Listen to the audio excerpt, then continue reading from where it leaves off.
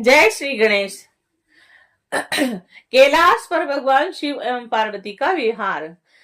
वंदना करने से जिनका मन प्रसन्न हो जाता है, जिन्हें प्रेम अत्यंत प्रिय है, जो सबको प्रेम प्रदान करने वाले हैं, स्वयं पूर्ण है, दूसरों की अभिलाषा को भी पूर्ण करते हैं, संपूर्ण संसिद्ध ऐश्वर्य के एकमात्र स्थान है, स्वयं सत्य स्वरूप है, सत्यमय है, जिनका सत्यात्मक ऐश्वर्य त्रिकाल बाधित है और जो सत्य प्रिय एवं सबको सत्य प्रदान करने वाले हैं, ब्रह्मा विष्णु जिनकी वंदना करते हैं और जो अपनी कृपा से ही विग्रह धारण करते हैं, ऐसे नृत्य शिव की हम वंदना करते हैं। नारद जी बोले, हे ब्राह्मण लोक कल्याणकारी शंकर ने पार्वती से विवाह करने के पश्चात कैलाश जाकर क्या किया, उस वृतांत को सुनाइए।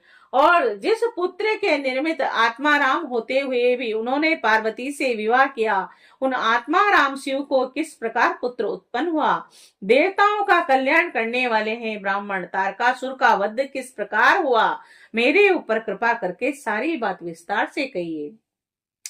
सूत जी बोले, नारद के इस प्रकार वचन सुनकर प्रजापति ब्रह्मा जी ने शिव को नमस्कार कर प्रसन्न मन से कहा। ब्रह्मा जी बोले, हे नारद, चंद्रशेखर भगवान शिव जी के चरित्र को बताता हूँ, आप सुने। मैं कार्तिकेय की उत्पत्ति की दिव्य कथा तथा उनके द्वारा दिए गए तारकासुर के वध का वृतांत कहता हूँ। मैं जिस कथा को कह रहा हूँ उसे सुनिए। वह कथा समस्त पापों को विनष्ट करने वाली है और जिसे सुनकर निश्चय ही मनुष्य सब प्रकार के पापों से मुक्त हो जाता है। गण आख्यान पाप रहित गोपनीय परम अद्भुत पाप संताप को दूर करने वाले तथा सभी प्रकार के विघ्नों को विनष्ट करने वाले हैं। यह सभी प्रकार के मंगलों का दाता, पुराणों का सारभूत अंश तथा सबके कानों को सुख प्रदान करने वाला, आनंद को बढ़ाने वाला, मोक्ष का बीज और कर्म मूल का विनाश करने वाला है।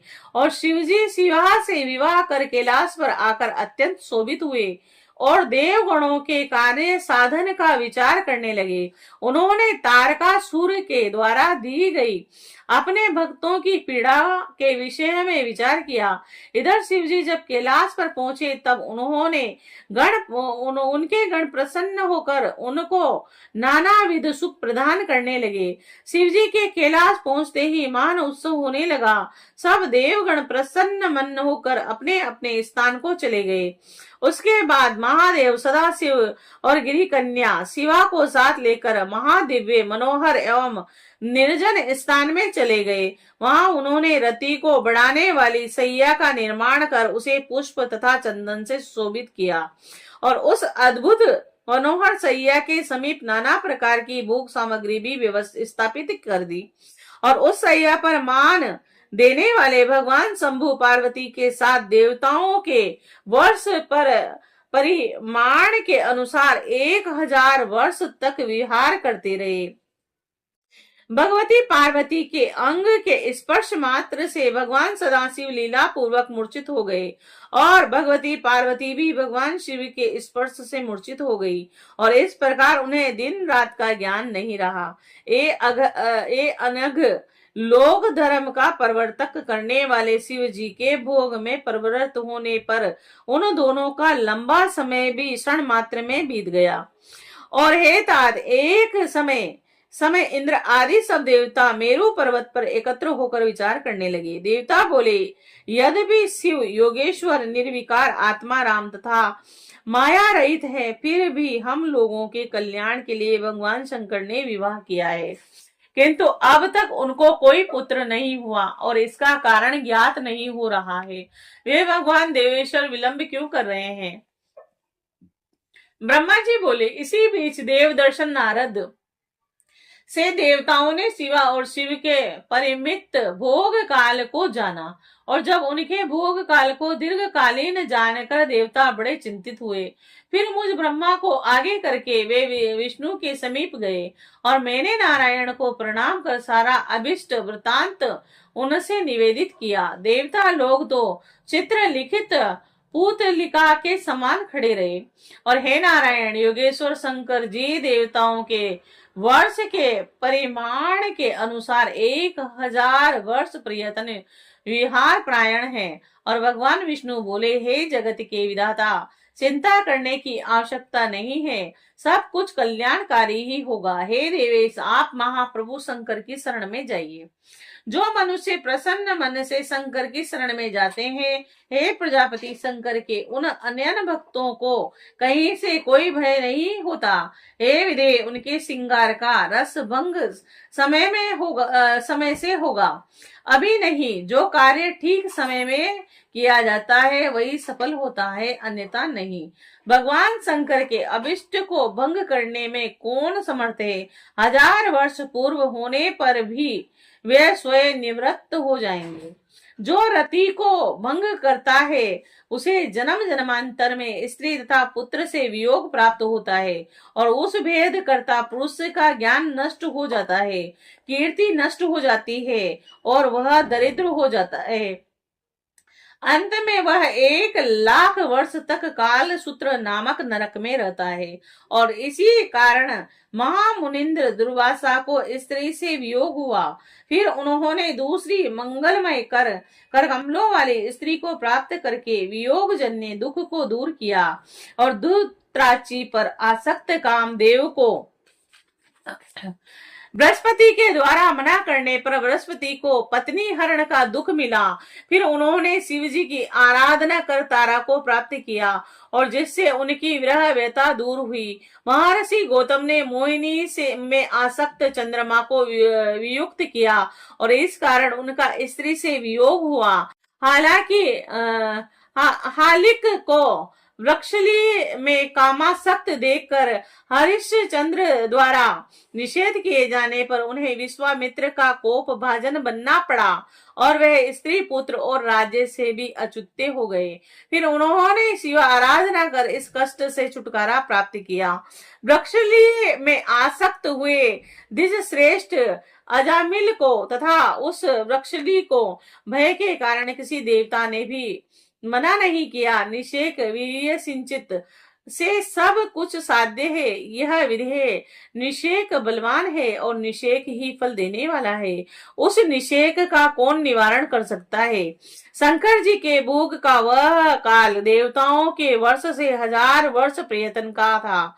हे देवगणों, 1000 दिव्य वर्ष पूर्ण हो जाने पर आप लोग वहां जाकर इस प्रकार का उपाय करें, और जिससे उनका तेज पृथ्वी पर गिरे और उसी तेज से प्रभु शंकर का स्कंद नामक पुत्र उत्पन्न होगा। अतः हे ब्राह्मण, इस समय आप इन देवताओं को साथ लेकर अपने स्थान लौट जाएं, और शिव जी एकांत में पार्वती के साथ आनंद विहार करें। ब्रह्मा जी बोले, हे मुनीश्वर, इस प्रकार कहकर लक्ष्मीपति भगवान शीघ्र ही अपने अंतपुर में चले गए, और मेरे साथ सभी देवता अपने अपने स्थान पर चले गए। और इस प्रकार बहुत दिनों तक शक्ति एवं शक्तिमान के विहार से भाराक्रांत यह पृथ्वी शेष एवं कच्छप के धारण करने पर भी कांप उठी। तब कच्छप के भार से आक्रांत सबका आधारभूत पवन स्तंभित हो गया, और इससे संपूर्ण त्रिलोक के भय से व्याकुल हो उठा। फिर भी देवता मेरे साथ भगवान विष्णु की शरण में गए, और दुखी मन वाले उन्होंने उस वृतांत को भगवान विष्णु से निवेदित किया। देवता बोले, हे देव, हे रमानाथ, हे सर्व रक्षक प्रभु, हम लोग भय से व्याकुल चित्त हो आपकी शरण में आए हैं, आप हमारी रक्षा कीजिए। पता नहीं किस कारण से तीनों लोकों के प्राण भूत वायु देव स्तंभित हो गए हैं, तथा मुनि एवं देव गणों के सहित सारा चराचर त्रिलोक के व्याकुल हो गया है। ब्रह्मा जी बोले, हे मुनीश्वर, मेरे साथ गए हुए समस्त देवगण ऐसा कहकर मौन, दुखी तथा दीन होकर भगवान विष्णु के आगे खड़े हो गए, और इस बात को सुनकर हमें तथा सभी देवताओं को अपने साथ लेकर भगवान विष्णु बड़ी शीघ्रता से शिव के प्रिय कैलाश पर गए। सुर बल्लभ भगवान विष्णु मुझ ब्रह्मा तथा उन देवताओं के साथ कैलाश पहुंचकर भगवान शिव के दर्शन करने की इच्छा से शिव जी के श्रेष्ठ स्थान पर गए, किंतु वहां शिव जी को न देखकर देवताओं सहित भगवान विष्णु आश्चर्य में पड़ गए। फिर उन्होंने वहां पर स्थित महेश के गणों से विनय पूर्वक पूछा। विष्णु बोले, हे शंकर, हे गणों, आप सब बड़े दयालु हैं। आप लोग हम दुखी जनों को कृपा पूर्वक बताइए कि सर्व प्रभु शंकर इस समय कहाँ पर हैं। ब्रह्मा जी बोले, देवताओं के सहित भगवान विष्णु की बात सुनकर शंकर जी के उन गणों ने प्रीति पूर्वक लक्ष्मीपति विष्णु से कहा। शिवगण बोले, हे हरे, जो संपूर्ण वृत्तांत है ब्रह्मा और देवताओं के साथ उसे आप सुनिए। भगवान शिव में प्रेम के कारण हम यथार्थ रूप से कहते हैं, विविध प्रकार की लीलाओं में पारंगत देवाधिदेव महादेव शिव हम लोगों को यहाँ स्थापित कर कर अत्यंत स्नेह पूर्वक भगवती पार्वती के आवास स्थान पर गए हैं। हे लक्ष्मीपति, उस गुहा के भीतर उन्हें बहुत वर्ष व्यतीत हो गए हैं। वहां महेश्वर शंभु क्या कर रहे हैं, इस बात को हम नहीं जानते हैं। ब्रह्मा जी बोले, हे मुनि श्रेष्ठ, उनकी बातों को सुनकर मेरे तथा देवगणों के साथ विष्णु आश्चर्यचकित हो गए और शिव जी के द्वार पर गए। हे मुनि श्रेष्ठ, वहां देवता एवं मुझ ब्रह्मा के साथ जाकर देवताओं के प्रिय भगवान श्री हरि ने ऊंचे स्वर में आत्मवाणी से अत्यंत प्रेम पूर्वक वहां स्थित सर्वलोकेश्वर भगवान शिव की स्तुति की।